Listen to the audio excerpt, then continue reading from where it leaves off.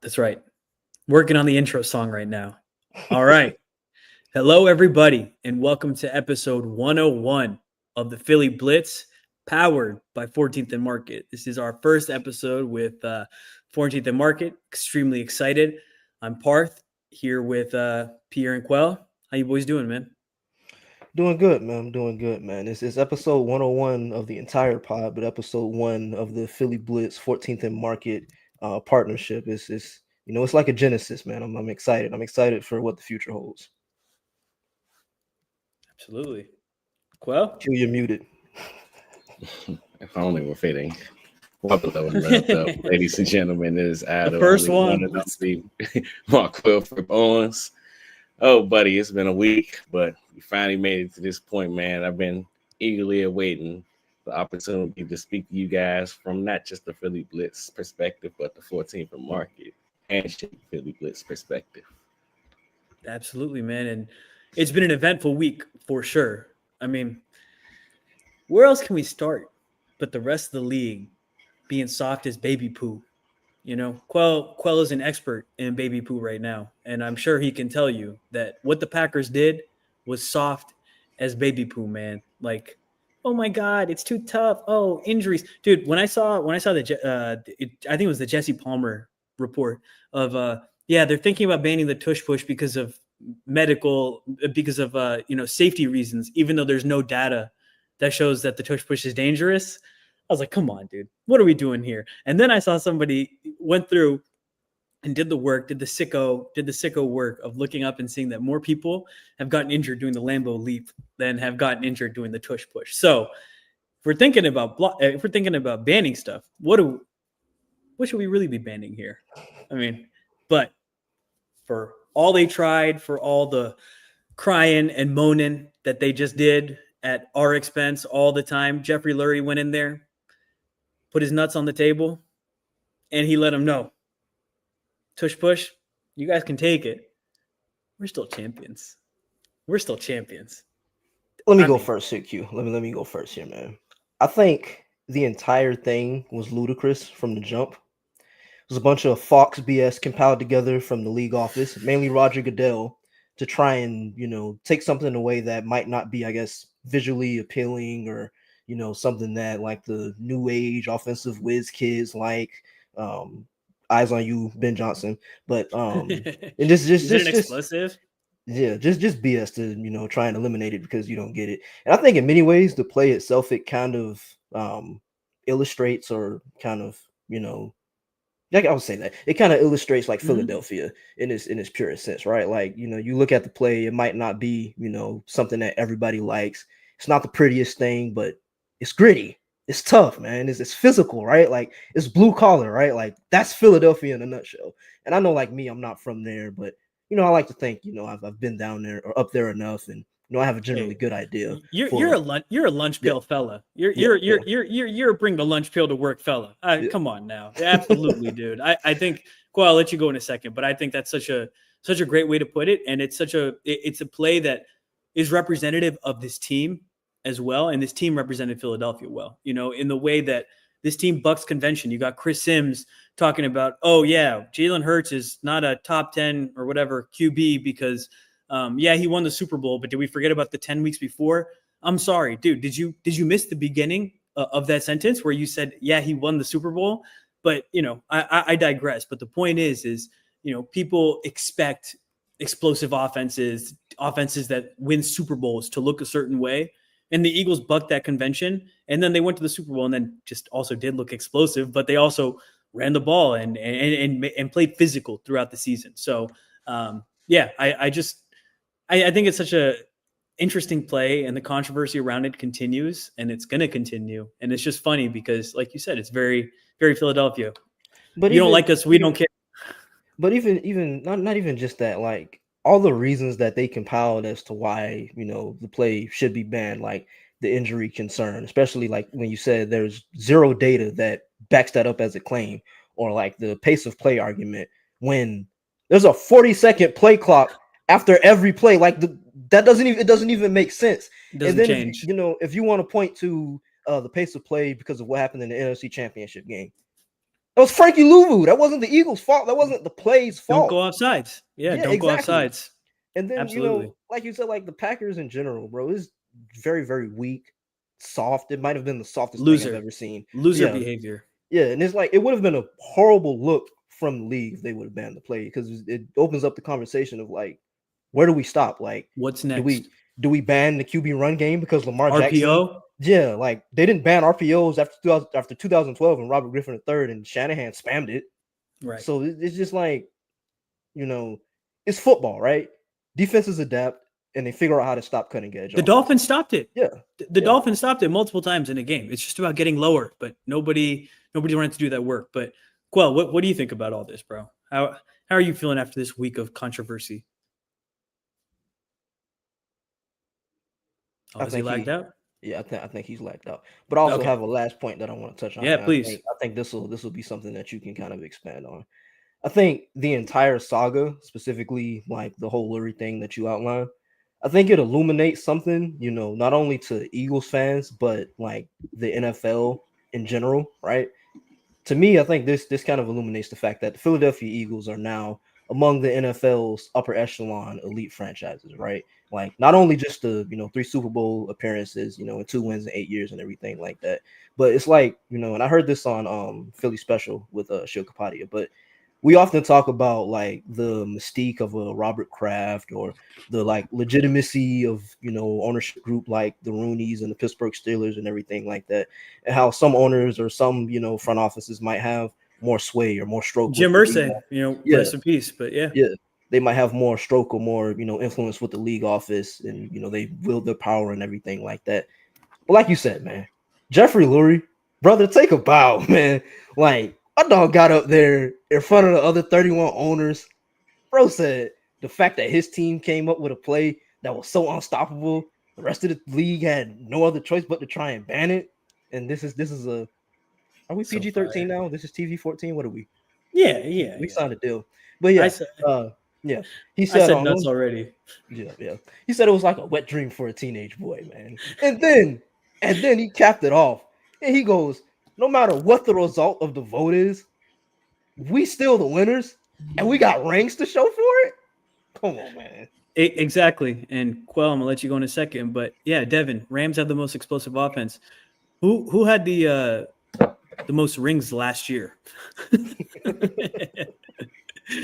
Quell, what are you thinking, man? How do you feel after this last week? You dropped off before, but we need to get your thoughts on this nonsense. So, just in general, it's 2 different ways you can view this whole total tush push theatrics. I mean, just to address the initial way, I feel like the league went about this so wrong. It's like, I feel like egos became the forefront of exactly what happened. And I mean, you could tell that was the case from them tabling the vote, the initial time when they tried to put it to vote, up until this time where they came back at the owners meeting. But I feel as if the entire beef with the play, if there should be any beef with the play, should be the pushing or pulling of players or things of that nature. And I mean, I feel like we got so lost in the fact that one team is so dominant at doing it that they kind of lost sight of what their true goal was, trying to get rid of the play. And I mean, in a rightfully so sense, because I mean, you can't really, like a lot of teams across the league have said, you can't penalize one team for being really good at something. But I'm not sure. I just wish the league had a more, what word should I use here? A combined, for lack of a better term, a combined idea as to why they hate the tush push. Some people hate it because, like you guys mentioned, the pace of play or the fake injuries that we've seen happen. Some people hate it because they, shout out to Ben Johnson, at least he kept it real. I like explosive plays. Have you ever seen the tush push be an explosive play? No, but I've seen it be a touchdown, and I like points, but there's that. And just in general of everything, I feel like what really should be just being addressed is, do you think players should or should not be aided? That should have been the conversation from the start. if that was the whole conversation about that's what player changed, safety right? and That's what opened the door. Yeah. That's how we got here. That was the initial rule change that has went untouched for all these years until the Eagles came up with it. So if you guys were going to put a stop to it, you should have just kind of went back to the old rule. It was right there for you. It was easy to do. Now, I feel like all the wording that they decided to use and them possibly getting rid of combo blocks and just things that everything that you like, even when you look at the teams that voted to stay with the Eagles, those are teams that are physical run teams that want to run the ball. Then why would you get rid of combo blocks? We don't want this to happen.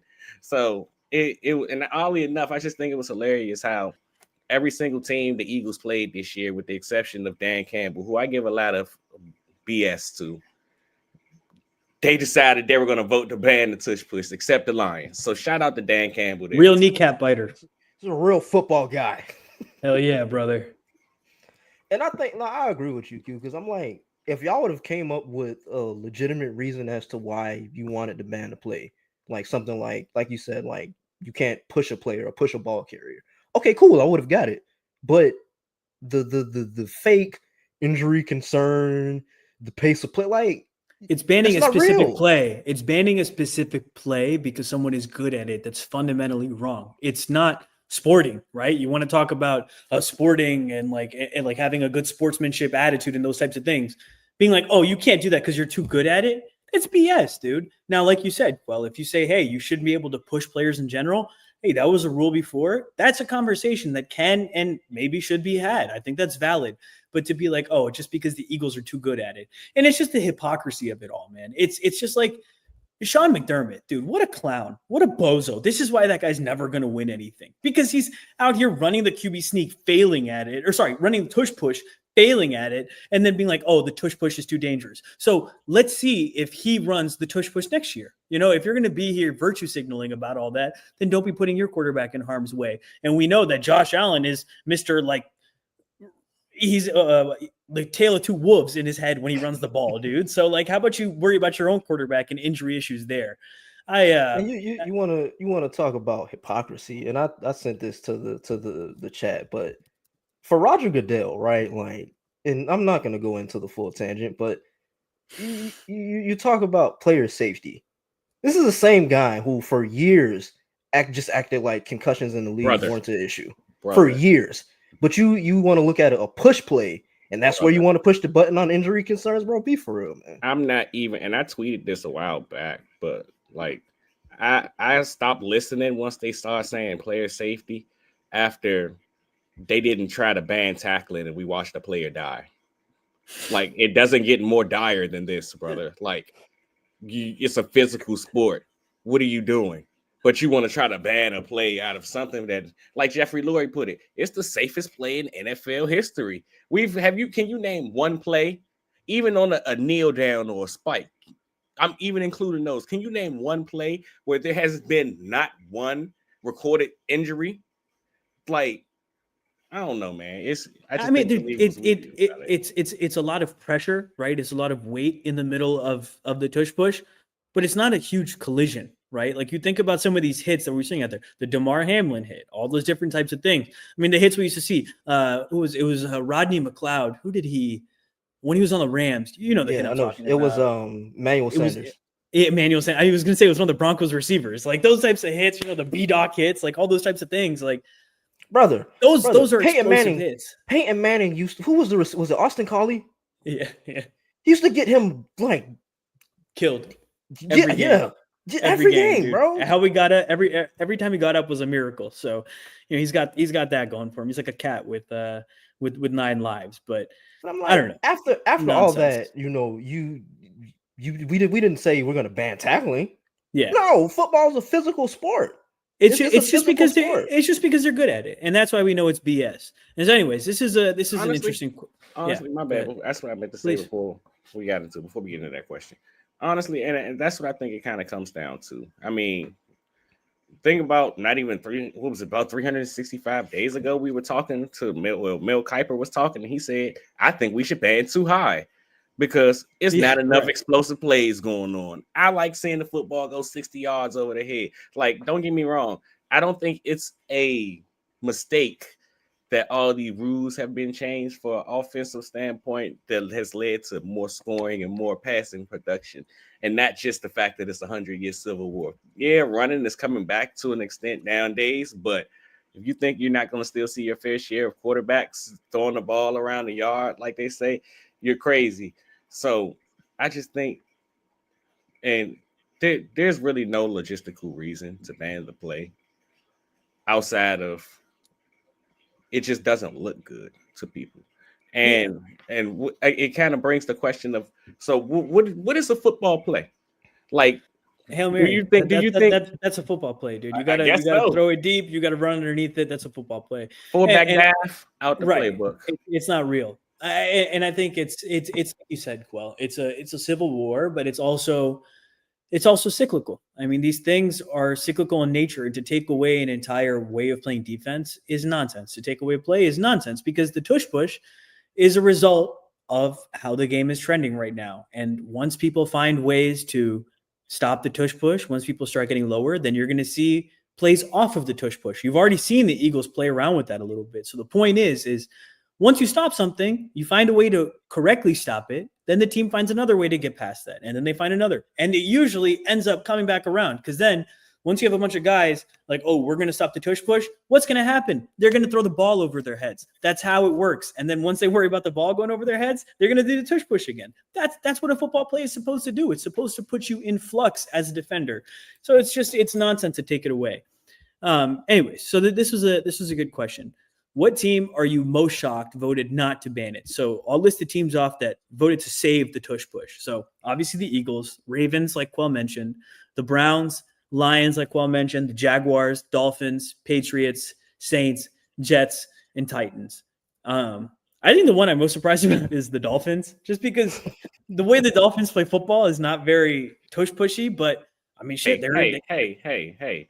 Don't you ever disrespect run game coordinator Mike McDaniel like that. Listen, he's gotten a little too SoFlo. He goes down there, puts on his little Miami Vice suit, and he starts forgetting about running the damn rock. And he likes to get. Say he forgets about it. I mean, everybody gets injured, and he has no O-line. They don't have the personnel to do it. They don't have the personnel to run the ball. Regardless, point is they stopped the tush push. So, but it's just funny because when you think about the Dolphins, you think glitz and glamour and like explosive plays and all that type of stuff. So it's nice to see that they voted to keep football as football.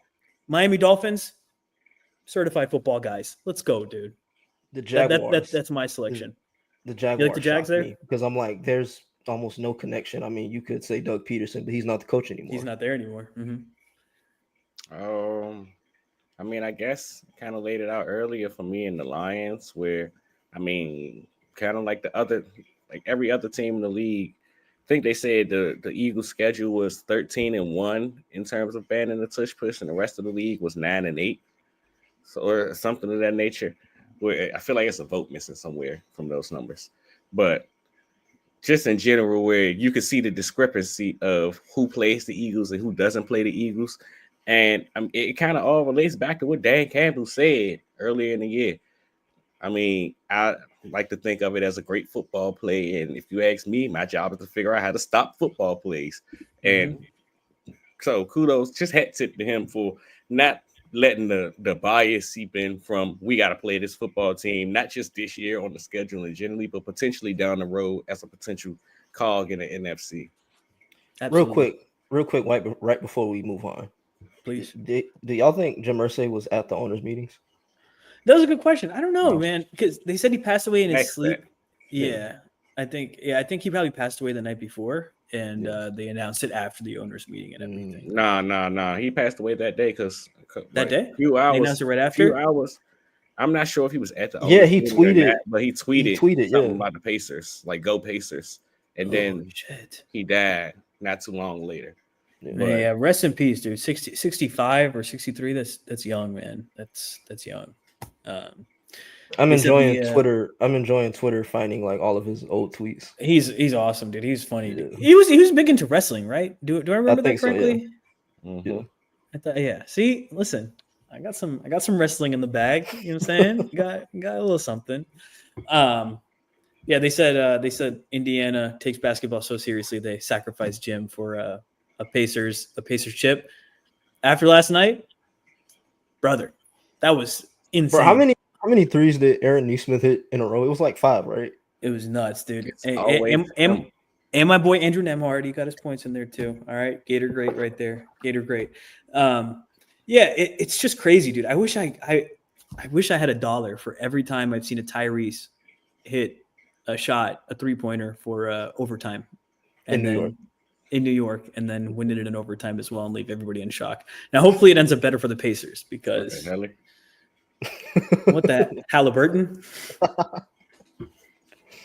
That was crazy, man. But I thought they lost as soon as he did the choke. I was like, oh no, it's over. But I knew as soon as he did the choke, the Knicks were screwed. Hey, the writing were on the wall. The writing was, first of all, you think they were up like 20 points, bro. Like you had no in 3 minutes, 2 minutes. What was it like? Dude, I wasn't even watching the game. I was like doing some work, packing and stuff. And then my brother's like, yo, throw on the game. It's like kind of close. I'm like, yeah, whatever. Like last 2 minutes, especially these two teams, let's just see what happens.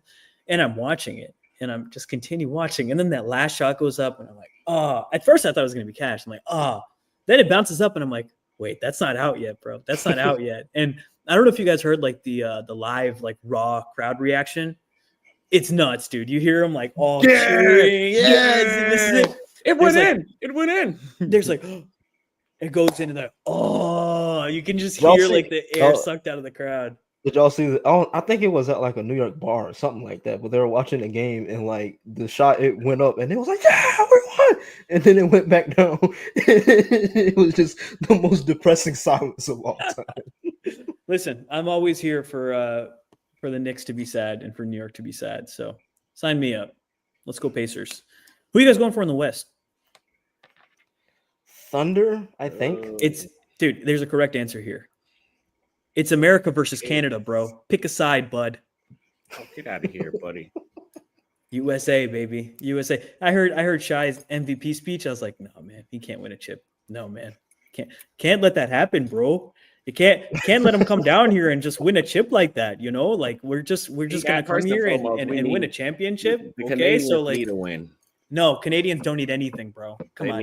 They've had a rough 365. And I wanted to continue. USA. The Maple Leafs got put the. Oh, they lost like a game 7, right? Like I heard like I think it was like 6-1. Bro, and I heard they've lost so many game 7s in the a building, row. like just looking pissed. Like that's what you get. Go back to work. Get out of here. How much money did Drake lose? But the obvious, I don't want to call it obvious. The initial answer for me was Minnesota. I've stayed fast that Minnesota was going to be the team coming out the West since the playoffs began. But then, of course, we get to these points, time of the year, and people start opening their mouths and things of that nature. And once I start hearing people, you off? No, it's not even NBA fans pissed me off. I hate the fact that we sitting here talking about who's the best player left in the damn playoffs, and we talking about everybody except the top 5 player in the league and the league MVP. Like, what are we doing? He's the league MVP and the top 5 player in the league for a reason. He's clearly the best player. I'm not trying to hear no damn Jalen Brunson or Tyrese Halliburton. What the hell is this? I'm trying to hear Ant-Man. I'm trying to hear Ant-Man. I'm not even trying to hear no damn Ant-Man. I'm not gonna lie. And we matter of fact, shout out to Skip Bayless, man. Today, Ant-Man was a bar. He still got it. My goat still got it, man. My goat still got it, dude. You want to talk about rage bait? Skip Bayless was like, come on, man. Like, hey, game respects game. He's the original rage baiter. OG in the game, bro. Like, tip of the cap, bro. Skip Bayless, special talent. You know, so this can kind of change the conversation back to the Eagles. But I heard someone compare Jalen Brunson to Jalen Hurts in terms of play style, leadership ability, and everything like that. What do y'all think about that? What'd you say? Because I can kind of see it, like Jalen Brunson compared to Jalen Hurts in terms of like play style and leadership. Yeah, it's just maker. I mean, the way you play the game is, a lot of people would call it unethical, but what you say is, I'm just here to win. So no. Okay, listen, I'm an Embiid fan. Okay, Embiid gets We'll hacked. talk about unethical hoops. And Embiid gets hacked, and that's what makes me mad about him sometimes too. Because I'm like, dude, you need to go get a bucket. When I'm seeing, did you see the video of Jalen Brunson trying to flop after that three he bricked, trying to hit his head into somebody else? Then he like grabbed bro's arm and make him his face. Bro, Jalen Hurts does not play ball like that. That is unethical hoops. Jalen Hurts just runs the rock. I'm sorry. And like that's physical ball, bro. Sorry you don't like it. Sorry it doesn't look nice to you. But that's what we do. And Jalen Hurts has had explosive plays too. Devin's in here saying the Rams won last time because of the snow.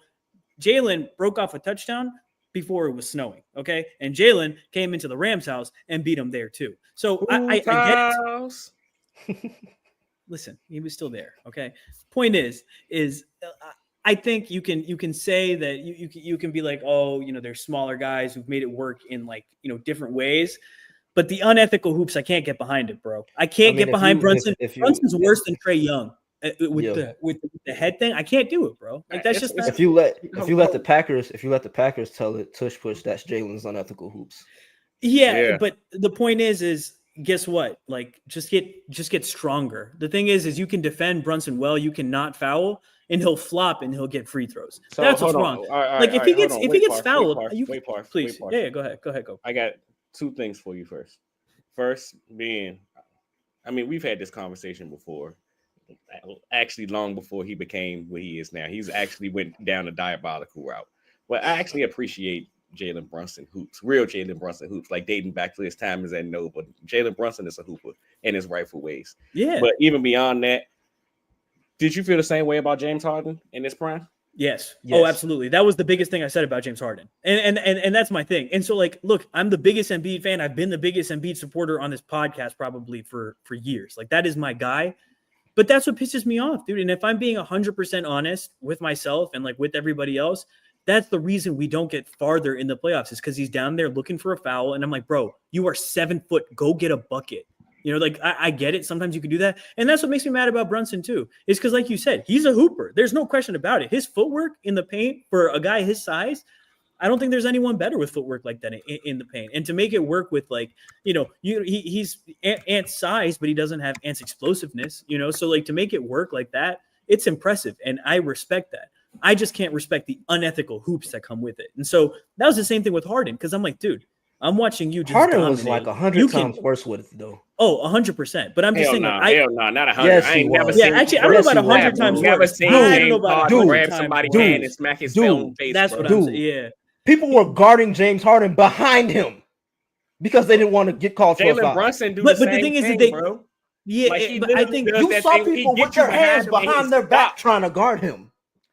Look, Pierre's not wrong. We might. I'm not losing this argument. We might be stuck in the moment. You might be damn right, bro. So like, look, point is like I just couldn't do the unethical hoops with that because I'm like, dude, I watch you get points when you want to, but then you go and do this grifting BS. Like just go score, man. I want to see good ball. That's my issue with SGA too. The difference between what Brunson is doing right now and guys like Harden and Embiid, at least, is guys like Harden and Embiid, they made you pay for reaching or playing a style of defense that you're not supposed to. They say when I'm going for a bucket, you need to be going straight up like this. So if your hands are anywhere other than straight up, and I could fake trap them, or I can act like I'm shooting a shot, and your hand's stuck here now, and now it look like contact. That's your fault, bro. Play defense correctly. Don't be mad at me for manipulating the rules, because basically the same thing as the Eagles doing with the tush push, manipulating the rules. And let me ask real quick. Do you remember Harden doing like the head back thing? Because I feel like that's a recent thing, right? I think there was like a rule change where this like putting the head back and like acting like I feel like that it was like a rule change that led to that happening, right? Because I don't think that was as prevalent before. And I think that might be why we're saying that it's so bad. Because you're right, Pierre. People who were literally guarding Harden with their hands behind their back. Like, I remember that now. Those pictures were hilarious. But it just feels like it's so – I mean, it was out of control with Harden at the time too. But I don't know. It just feels like some of these smaller guards get unfair whistles. And you know what? Honestly, probably the reason I'm so hateful about it is because I watched the series last year with Maxey not getting a single whistle. And then I'm seeing Jalen Brunson get every whistle on the other end. And I'm like, bro, is it just because Tyrese is fast, bro? And that's it's nonsense, bro. Like call the game evenly. But I digress. I got a theory about that I'll tell y'all off There camera. is no big theory. It just goes back to the same conversation we have all the time, Parth. Are you gonna get a call to the Little Guard in New York or the Little Guard in Philadelphia? Let's be real. That's how it goes, man. All right. So Pierre's biggest news of the week, because he's a football hipster and he's like, yeah, front office stuff. That's what I care about. Not Nick Sirianni getting extended, but hey, I too am extended. God, listen. Let me speak, Pierre. We talk about football on this podcast, dude. We talk about balls, dude. Like catching balls. Like, give me a break, man. What am I supposed to do here? Nick Sirianni's contract was extended. All right, Jesus. Don't be afraid, Parth. Don't be afraid, man. All right, you know what? Nick Sirianni got extended, and so did we all. We all got extended with Nick Sirianni. All right, but go Birds, no, especially Birds. when I've been the big Nick Sirianni guy from day one. Day one of the hire, man. I liked it when we hired him. Then I had my moments of doubt, but I was a flower speech supporter. I got that there. But after he did the reason I started hating on him was just because of how he did Sean. That's what it came down to.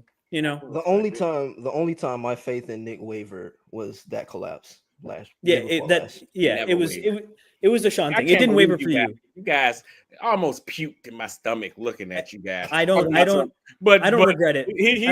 He's no John Harbaugh or Mike Tomlin. Listen, because they wouldn't have fired Sean Desai like that. Okay, they wouldn't have done that. That's my point. Especially Mike Tomlin. He don't fire nobody. He doesn't fire anybody. He'll let them leave. Anyways, the big news of the week is that frequent face in the front office for the last couple of years, person that has been discussed with in the same breath as Howie Roseman quite often, has come back to the Eagles, and that's Joe Douglas. So. Joe Douglas was on the Jets before. They had the whole meltdown that they've had over the last couple of years. But besides, the Zach Wilson debacle and everything around that, and you can whatever people talk themselves into quarterbacks all the time. He's drafted pretty damn well. So a good person to get back in the building, especially after we've had some attrition in the front office this last year. But yeah, good to have Joe Douglas back. How are you guys feeling about that? Yeah, man, I'm a huge fan of the move, right? And I think, I have it here in my notes, like they could do much worse, right? Like, you talked about Parth. They lost two big names, this offseason from the executive ranks. Anthony Patch, he spent 23 years with the team. He ran college scouting since 2016. Brandon Hunt, he also signed with the Raiders. He was a senior director of scouting. He's been a guy that was kind of seen as like a rising exec in the league and everything like that. And we know, over the last couple of years, how many guys have gotten, poached from their front office, whether it's Ian Cunningham, Andy Weidel, Catherine Raish, Jake Rosenberg. So just them bringing back Joe. Hey, man. What's up? Andrew Berry. Did I say Andrew Berry? No. I didn't. Oh, yeah. Andrew Berry. Andrew Berry. Yeah, but no, them bringing back Joe Douglas, and I don't think they officially announced his role. I just saw it was senior scouting role or something like that. But I think it makes a lot of sense, right? Joe Douglas, he's a guy that knows the organization. He knows the building. He's worked with Howie. He was the number 2 guy next to Howie from 2017 to when did he get hired? 2019, I think.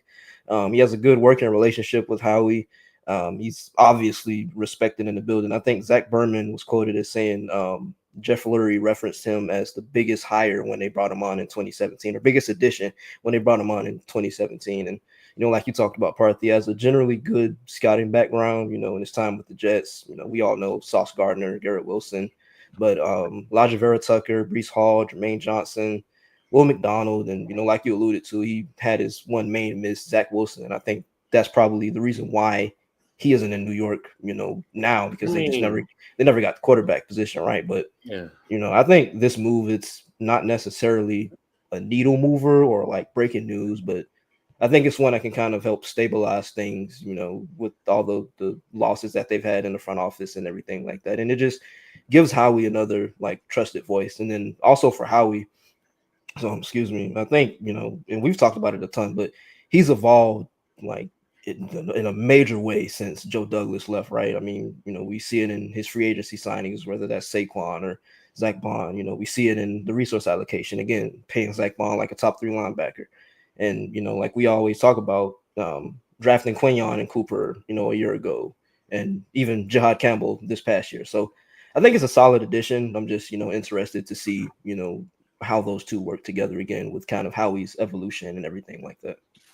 So for me, in general, I think it's a significant addition. To be honest, I mean, like you guys laid out about the Eagles losing two major front office pieces this offseason. Well, just in the piece I released recently about the Eagles and their continued use about the cohabitation matrix. Well, the cohabitation matrix was founded by none other than Joe Douglas when he came to Philadelphia, and it kind of interests me just in general about his time in New York. I believe he had a 30-64 record during his time there as the general manager. It was intrigued me just a lot of the different moves made, and I don't want to say how much he was truly involved, but how much he really had to say. Because knowing what I know about Joe Douglas, his team building aspects and all of that nature, it just was intriguing to see how that Jets team was being built. I mean, there was a lot of Woody Johnson picks. Yeah, I say Woody Johnson type beat. I ain't gonna say picks. I do think they allow him to have his way come draft from time, because I mean, so free agency additions. Yeah, free agency. Wait, didn't they say was about the quarterback? The whole Packers thing, bringing the Packers no, but didn't they say like Woody Johnson's kids were like using Madden as like scouting reporters? I do remember it. It was that was the Jets that they were talking about. You're right. Nonsense, dude. But, thank God we got Lurie. But just again, from what I know about his background in general, you guys mentioned his great work and his draft background and his time in New York. All I can often think about is the time he spent in Baltimore prior to when he got here in Philly, and just the time with Ozzie and company and things that he was able to learn from them. And we all know Ozzie was the king of finding value in the draft and things of that nature. So it doesn't surprise me, but it doesn't surprise me the success that he's had in terms of the drafting aspect of it, which, I mean, like you guys have mentioned, Howie himself has done really well since his departure. But I'd like to just attribute a lot of that work to what he was able to learn from Joe Douglas, from not just the cohabitation matrix standpoint, but just picking the brain of, like I mentioned, being a guy that worked under Ozzie Newsome. We know Howie Roseman, when he got locked in the broom closet, went on his little excursion, talking to why? Who was in town? Yeah, why did he get locked in a broom closet again? What hurt our franchise for a couple of years and like really put us like in the gutter? I think it was a guy named Chipper the Ripper, but that's okay. Chipper the Ripper. Hey man, we wouldn't be where we are now without Chip. Do not start turning on me. I'm not. Get the hell. I'm not. Oh my God. I'm not. But I'm saying it was necessary. Sometimes, Parth, it takes necessary. Growth as a person. Necessary, it was. It was a necessary evil. But no, I didn't need to watch Kiko Alonso. That wasn't necessary. Sammy Sleeves. Hey, it wasn't necessary. Kiko wasn't bad. He just couldn't stay on the field. He said Sammy Sleeves. Yeah, he did have a bunch of Byron Maxwell. Yeah. I didn't. He was good, but not for LaShawn McCoy, bro. Like Shady was my favorite Eagle, and he was gone. Cut on a dime, 25 was gone. No, don't. I mean, no, because then he had a bunch of good years with Buffalo. A bunch of good years, but would you say it was anything that amounted to what he did in Philadelphia? It's because he wasn't an Eagle. He didn't have that bird on his sleeve, bro. That's why they took the love of the game away from the man. Does he rep Buffalo? No. Not like he reps the Eagles. I mean, he does sometimes because it's TV. That's Kansas City. Content. I know he does. And I'm like, Shady, shut the hell up. You did nothing there, bro. It's because of Andy. It's because of Andy. I know. Everybody knows that. Anyways, let's move on to the schedule. Also, wait a minute. Andy Reid, the Chiefs, they voted to ban the Tush Push. That's weak, man. Come on. Well, their owner also has like football guy. Their owner also has a 3-story, house in the stadium. So I think his priorities are off a little bit. So he just got lucky. Anyways. Why would you wait? Why do you think they will vote to not ban the Tush Push, Pierre? Because Andy Reid's supposed to be a football guy. I think Andy Reid holds a lot of like sway in that building. So I'm thinking they kind of lean with whatever he told them to go with. But like again, like I said, Andy's supposed to be a football guy. Mike Holmgren, the gridiron, blah blah blah, all of that. It's soft, man. It's very weak. It is soft. All right. So diving into the season now. Schedule was released this week. So annoying now. Everybody's just like leaking stuff throughout the week, but that's annoying to you. We haven't streamed since the schedule came out. No, so this is our schedule release pod. Yeah, it's cool a little bit, Quell, but it's just like, okay, now you got to see from who, what's fake, what's not. I don't know. Maybe I'm getting old. Anyways, preseason, we start with the Bengals, and then we play the Browns, and then we play the Jets. What do you guys think about that? Damn, I haven't been locked in enough. I didn't even know they dropped a preseason schedule. Shout out to Google. You said the Browns. You said Browns, Bengals, and Jets.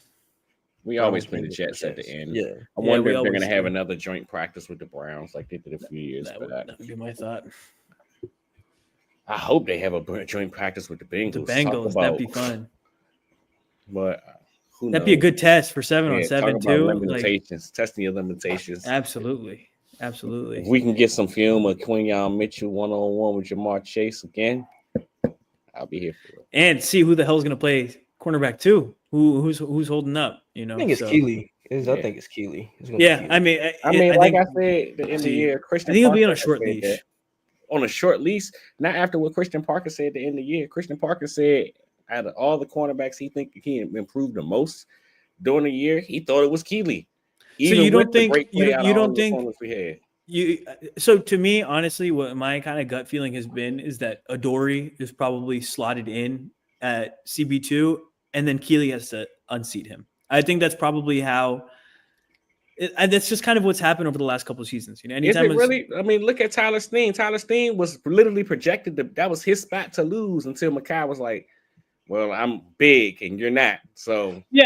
So I get what you're saying in that position, but I'm also, I guess, seeing it from the other perspective of like, Mekhi was a guy who had experience. He came in and then they wanted to play him there because they didn't necessarily want to play Steen. They like Steen.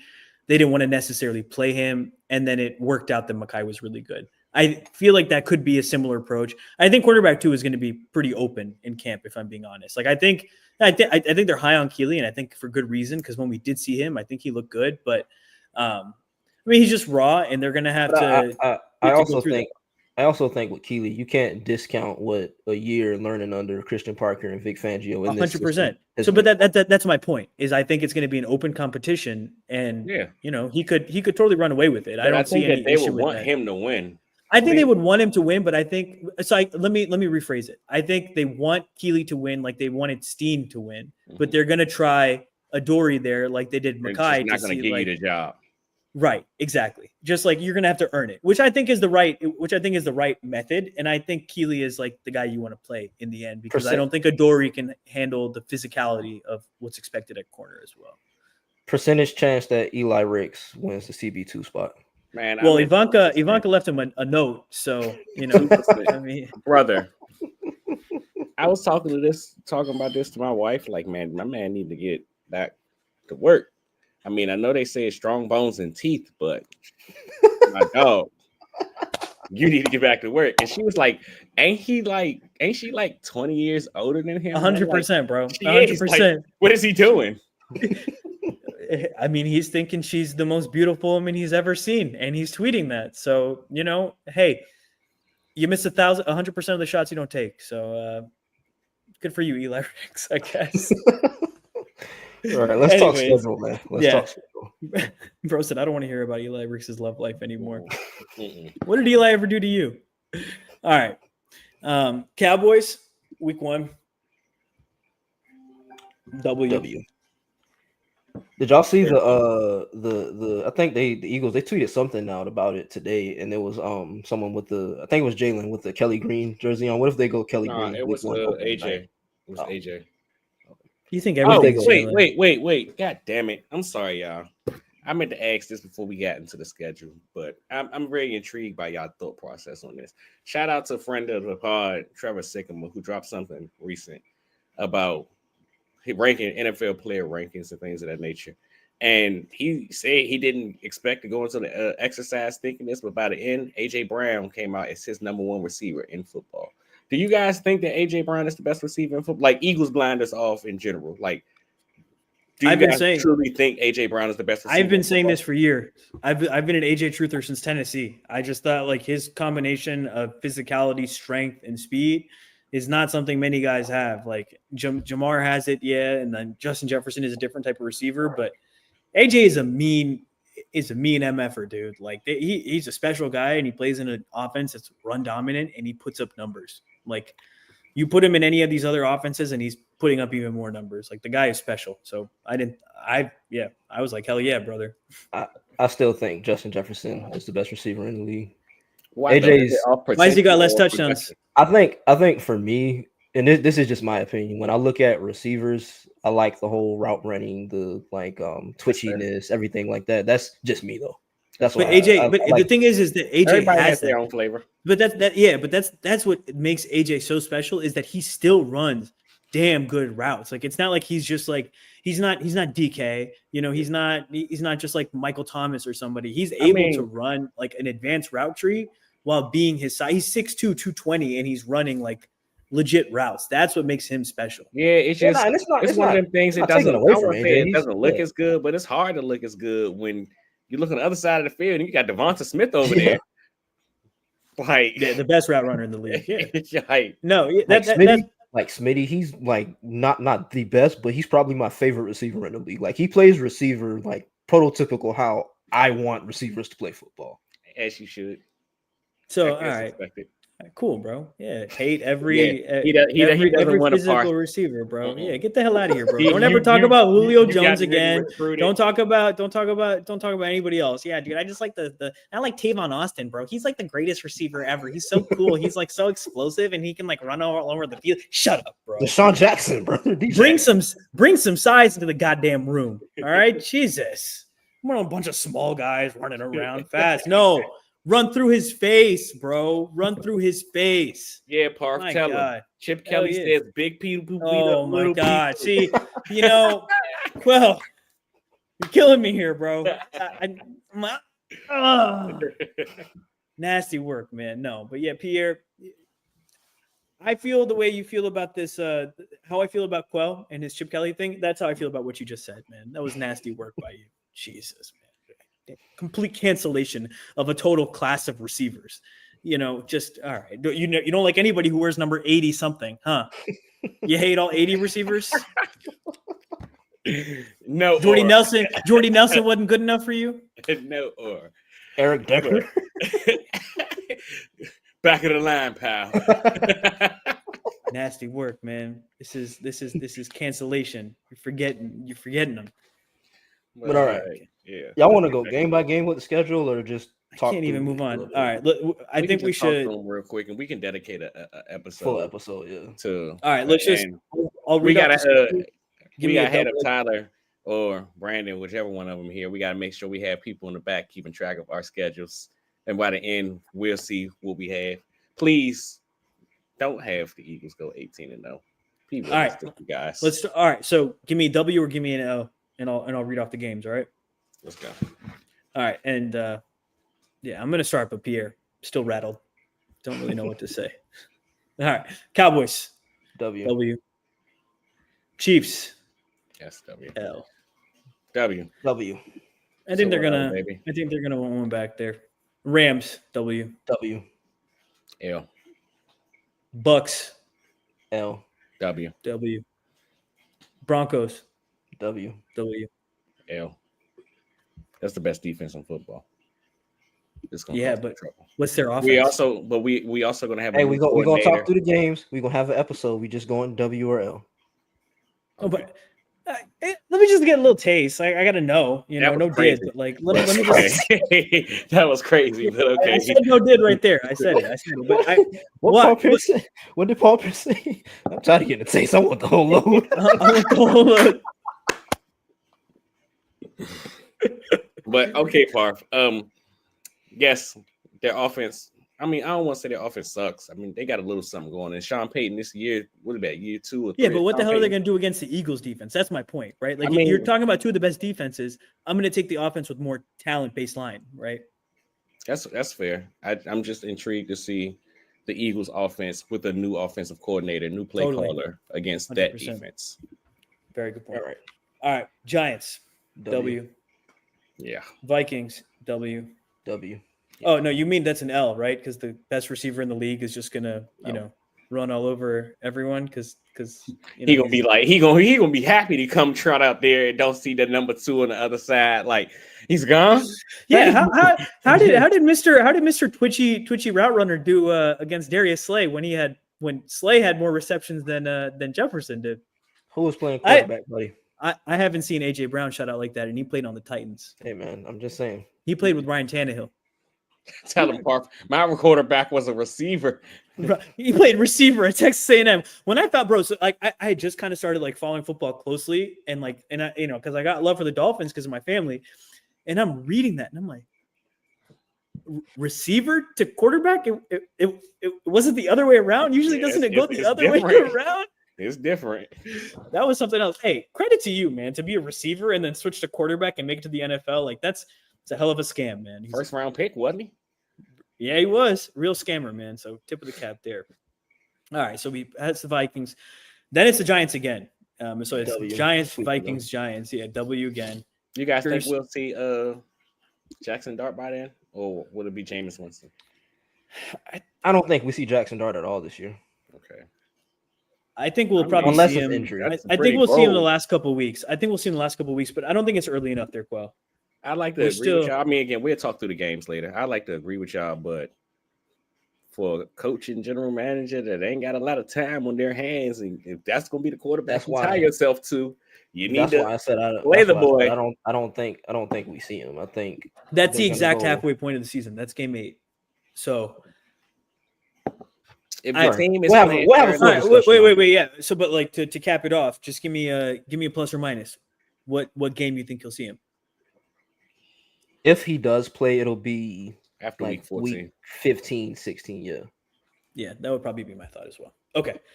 All right, so we got the second Giants game, Packers, yep, and then Lions. Annihilation. They're going to destroy the Packers. Oh yeah, sorry, we skipped over the Packers. Yeah, they're just going to tush push down the field, bro. Get the hell out of here. Okay, so Packers and then Lions. This feels like a game the Eagles win. Sunday night prime time against the Lions. I'm going to go W. What do I have them at? I think you have one.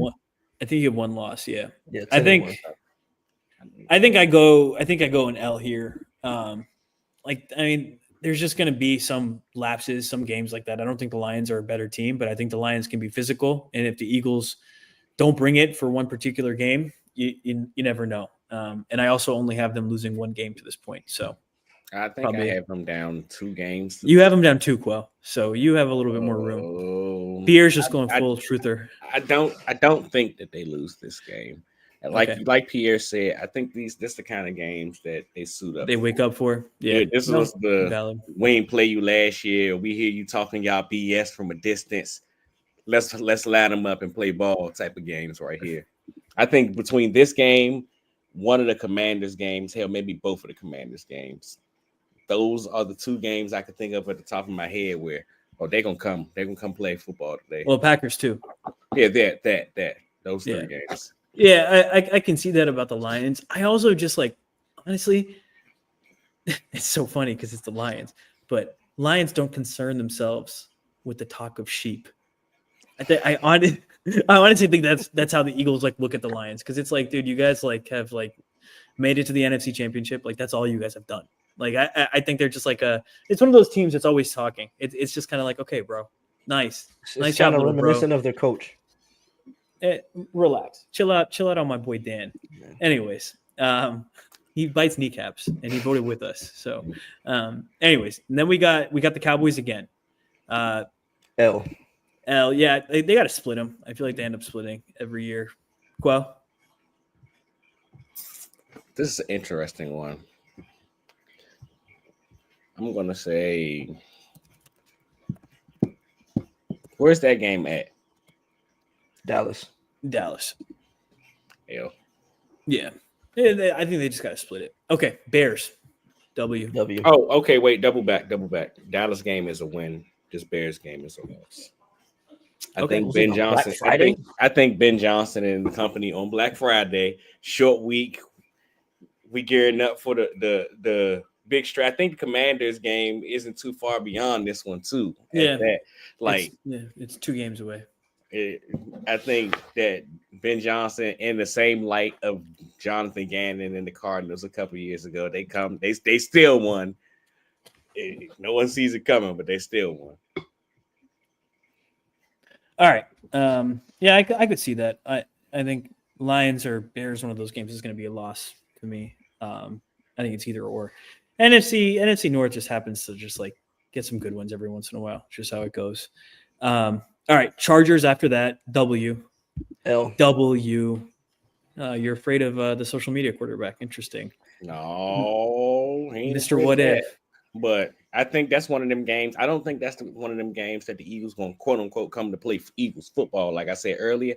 But I think it's one of them games where, especially as you get closer and closer, you know what? I'm appreciate as we talk to these games, and I can't wait to talk to them on the next pod. But as we get closer and closer to the playoffs and the Commanders game being right after this game, I appreciate this game coming up. Because these are the kind of games that wake you up right here. Because Jim Harbaugh not going to let you come play pussy fiddle football in his town.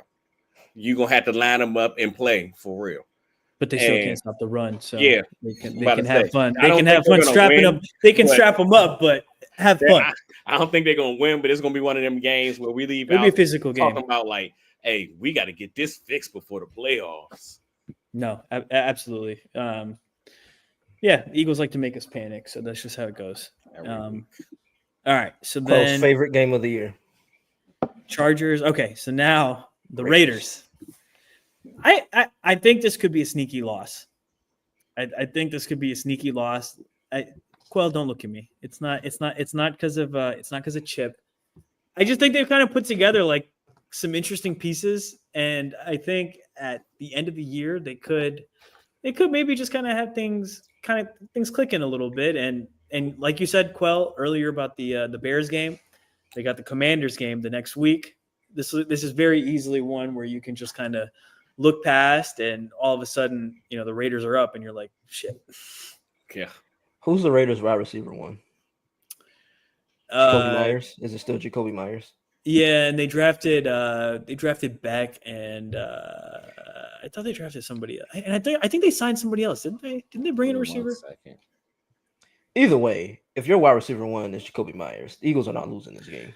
Yeah, but you can get to the end of the year and you can have somebody else step up. And I mean, it's a week, 15 game. Yeah, first and foremost, you already talking wrong. Their wide receiver one is named Brock Bowers' son. True. You're right. Eagles have struggled against tight ends as well. So shout out to Parth with the pool. It's gonna be one of them strange games. It's gonna. I can already feel it, bro. It's gonna be weird. Game. Running back. That's a damn good way to put it. And maybe they pull it out, but that Panthers game felt a little too close for comfort. So we'll definitely see about that. All right. So now we got the Commanders. First one, Eagles at Commanders. Where's this game at? At Eagles at Commanders. I'll go L. When? I think we lose the one in Philly. I don't think we lose the one in Washington because just the game Jalen got hurt last year. I think between that and all the rah-rah being talked between the two teams up to this point, they're going to come to play. And I think them winning this game, it'll kind of take some of the pressure off what Week 18 needs. I think Washington would have to win that game and a lot more stuff to happen beyond that. Yeah, it being the second game being Week 18 definitely puts a little bit more juice on this game. I'll go W as well. You're probably a big De'Ami Brown guy. He gone, right? Here? I actually was when he was coming out of UNC. I was. Oh my god. Playoff De'Ami. He was hooping this playoffs. He was hooping this playoffs. I mean, it was year like 4 or. Hey, I'm telling you, it took long enough, but better find time. Right. Figure it out, man. Better late than never. All right. Next game we got is the Bills. W. With, W. Loss. All right. We beat them last time in Philly. This time we got to travel to Western New York. Yeah, it's winter. It's going to run all over them. Yeah, Eagles can do that too, and I think this is also another one of those games where it's a little personal, Yeah. So because Sean McDermott, you know what? I ain't think about that. That's my point. I wonder bro. how many games are they going to be sitting there like, and I mean, granted, the entire schedule sat there and said, with the exception of the Lions, said we're going to vote against it. Yeah. So I wonder how many times they're going to sit there and I want to know how many what's your over under how many Tush Push celebrations we see this year? Not even play, just celebration. At least 3. You know they're gonna have something. They're gonna have something in because they're not gonna overdo it. You can't overdo it. Yeah, make the league make you want to ban it. Yeah, but there's gonna be at least like 2 or 3. They're gonna do it. All right, and then so you think that's an well? Do you want to reframe it? You think it's a W now that it's Sean McDermott? Quell? Yeah. All right, now that you put it like that, yeah, it's a W. Yeah. All right, so we got a W there, and then I'm assuming all of us week 18 probably an L. W. Yeah, I said L earlier. I got him splitting with Washington. We're not getting Pierre said Washington. Pierre said, yeah, W. Oh, you have us losing there. So yeah, he lost the first game. We lose in the second game. Yeah, I agree with Quell. I don't think we'll be playing players here, bro. Like unless it's just like the Tanner McKee game. Tanner McKee is gonna cook them. Hey, brother. Unless they're playing for seeding. First and foremost, I think I'd be the one to break it to you. I love Tanner. You guys know. Brother. Tanner. You guys know how I feel about Tanner. But I like to see how much that Honda is worth, if you know what I'm saying. I'm back on, baby. I didn't think, after he left Ohio State, I was so out. And then I seen him playing again, like, you know what, Kyle McCord may not be that bad. Yeah, exactly, Parth. You know what? Maybe I was wrong. Pressure. I was unfamiliar with your game, Kyle McCord. Yeah, no, I could see that happening, and they could maybe want to get Kyle that time because it's a contract year for for Tanner. So for Tanner, one of them. If Jalen gets hurt, God forbid, in the playoffs, you want Tanner healthy. Kind of similar to what they did this year with Kenny. Yeah. All right. Well, that's the season right there. Let's cap it off with this question. Just yes or no? Yeah. And it was a top 5 team of all time. Definitely top 5 team of all time. Position by position, I think. Loaded question. I don't know. I think the coaching staff played a lot of part of why this team was as good as they were. I can't say they were a top 5 team of all time because there are a lot of teams that were absolutely freaking loaded on both sides of the ball. I don't want to say we were successful, loaded, but it's success. It's the combination of being so loaded and being so successful, right? It's like the fact that you had a dream team and you actually won a Super Bowl, right? Like that is so hard to do, and that's what I think puts them in that conversation. And you stopped the evil empire from repeating, right? And it's just like the way that they played the game.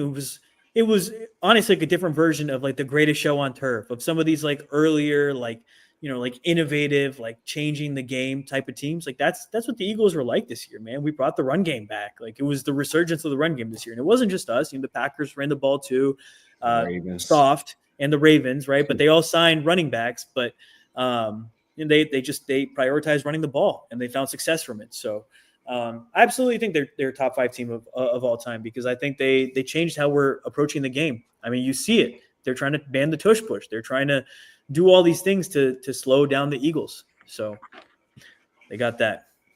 Anyways. All right. One last thing before we get out of here. The Nick Sirianni contract extension. We have to talk about that. What are you guys' thoughts on that? I think we covered a little bit. We did. I told you I was extended. We were extended.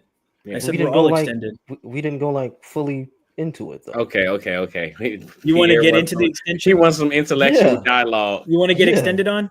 Yeah. Whoa.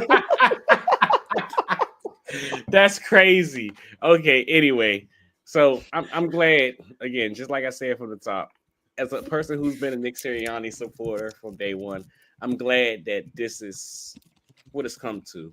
Especially after everything he went through just a year ago, him not being able to pick his own coordinators, things of that nature. Like I've been saying for 365 days now, I understand it's a what have you done for me lately league and things of that nature.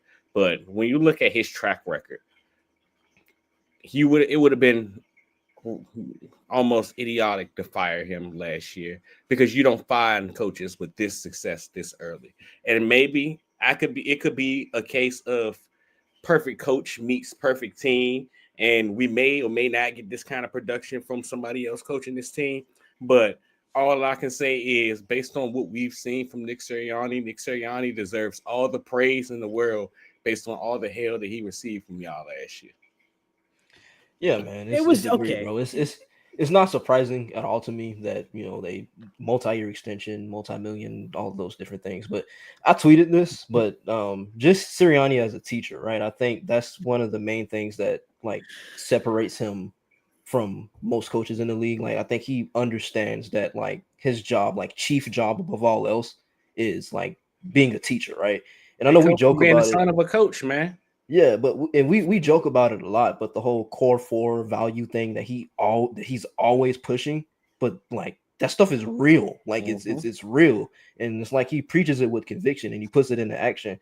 And so I think when you look at Nick, a lot of times when we talk about like NFL coaches, it's kind of a system or a scheme. We joke about Chip Kelly a lot, but the way with him was really my scheme or my system or the highway. But like with Nick, we've talked about this, but we know he isn't the offensive wonder kid that a McVay or a Ben Johnson is. Like he isn't the sort of flashy cult of personality type of guy that a Mike Tomlin is, but like he gets what it means to be a coach, right? Like he connects with people, right? I think the way that Zach Berman phrased it, like his superpower is kind of his willingness to sort of be a part of it and not be the whole piece, like be a human, right? Exactly. Yeah, I think that's all. I think it's all true. I just think there's a reason that people were critical about him last year, and I think I don't want to get into revisionist history and just be like, you're right, because the reason we had this year is because of last year. Last year he was doing the whole "it's my system or nothing" thing. It was like that early on. It was like that when he got here, and he learned from it. So I think Nick Sirianni's greatest skill, you can say it's teaching, it's all these things. I think his greatest skill is just being self-aware. I think that's what it comes down to, is he's willing to take criticism where it's due and then move on from that. I was critical after 2022. I thought he made a bunch of boneheaded decisions. I thought he just lost control of the locker room. And I think that was the God honest truth. He took the criticism. He saw what he did wrong and he moved on from there. We've saw that whole self-awareness point. We've seen that since he became the coach here, right? Whether you want to look at absolutely, but 2022, my point is that started getting lost. 2022 I don't want to say that because even then, but I get what you're saying, Parth. You're making an excellent point, and I like it. Kind of all correlates and ties into my final point was going to be before we get out of here, at least. Where last year it did seem like it was getting lost, and I like to point back to the Seahawks game where Jalen and AJ, they went off the rails and did their own thing. And Nick came out after the game and basically covered for them. No, so that aspect of it is totally true. And that part is why players respect him. That's 100% true. He's willing to take the bullets. He did it this season as well. Like when things went wrong, he took the brunt of the blame, especially, early on when we were just kind of like, what's going on here? But that being said, I still think that in 2022, it's not about taking responsibility in a press conference. It's about what's going on behind closed doors and how they're insisting on running an offense. Him doing that was a key. Like I feel like that little meme on Twitter where it's the big domino and the miniature domino. That's my point. That's my point. He had to was winning the Super Bowl. Doing that, it correlates to the Jalen Hurts and him actually working out. But that's my point. He had to learn from 2022, and that's what I think he needs credit for, because I think he's had those core principles, but I think they were tested in 2022, and that's why the season ended up the way it did, is because they didn't follow their core values. There was no connection in that damn locker room. People didn't give a shit about each other, and he changed it. People they were critical about each other within the locker room, and he changed it. And he brought it back to what it was supposed to be, and the players kept developing, and then we saw the result. So, yeah, Nick deserves the credit. 2022, you're still on my shit list. That's how it goes. You do my boy Sean like that, it's gonna be like that. But I bring up Sean, but I think it's just because it was a reactionary decision, because everybody knew bringing in Matt Patricia, who's had issues with guys in your locker room, like that speaks to the issues that were going on that year. Like Matt Patricia told Darius Slade that he wasn't a man, right? And then that's why Darius Slade left Detroit. And then he's like, oh, but you're gonna make you DC here, and we're all gonna move forward. Yeah, how'd it go for you? How'd it go for you? Tell him this pen is for Nick Sirianni, not Matt Patricia. But Nick Sirianni has the Expo marker. Oh, okay, yeah, you got to swap it up, Brody. But just, again, before I get out of here, I guess my whole thing is, and kind of like I just outlined in my last point, where I'm not sure if we would or would not have this kind of success with another head coach, but I do, I say all the time, in order to have a great team success, you need everybody to buy in, from owner down to the last man on the roster. And for shout out to Jeffrey Lurie for never losing faith, for lack of a better term, in Howie Roseman, even after the whole Chip Kelly debacle, allowing him to find himself.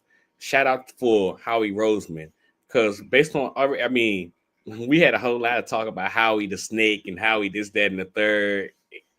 From everything that I've heard about the situation, I mean, Howie was never going to put his job on the line for Nick, but he tried his hardest to keep Nick in that building. And shout out to Howie for keeping Nick around, giving him the opportunity that Jeff gave him to refine yourself. And like you said, Parth, 2022 needed to happen for Nick to get to this point. But I also think that they understood, based on, because that's how we say all the time, learning from past mistakes, blah, blah, blah. I think they understood based on what happened with Doug. Because Doug, he was as close, what we thought, as close as they was going to get to finding the coach for the cohabitation matrix. But then you can stumble along Nick Sirianni, who I honestly don't think there's a better coach that you could find for the cohabitation matrix. Based on what you said, Parth, it became a lot of everybody else and not him. He really didn't care about the success of himself. And in turn of not caring about that, the success of himself has come along with it. It's one of those, I'm successful because everybody around me, and like you say all the time, you won't be successful. There's no greatness without the greatness of others. So he understands that he's successful because everyone around them does their job well. But I don't think that everyone could hold. It's kind of like a Phil Jackson with Michael Jordan and Kobe thing. Yeah, everybody could have won with these players, but not everybody can control these egos, can control, like, to have them to the temperament in the room to see, we need this to play well, we need that to play well, kind of thing. All right. Yeah. I think that's a good place to end it, man. The first stream, 14th in Market. We got just over 70 people in the chat, so this is good, generally good turnout. But yeah, we're gonna release this as a pod tomorrow. So if you're listening after the stream on whichever podcast streaming platform you're listening on, be sure to leave us a like and a review. Thank you for tuning in. This has been the Philly Blitz Pod, powered by the 14th and Market Network. Yes, we can no longer bring you no dollars because y'all got to bring us the dollars. I'm about to say, I'm not sure we're allowed to anymore. So no more donating the dollars, but being Parth, always thank you. All our donated dollars. Go Birds, baby. Go Birds. And receivers should be strong and not tiny. Oh my gosh. He's Go Birds for this moment.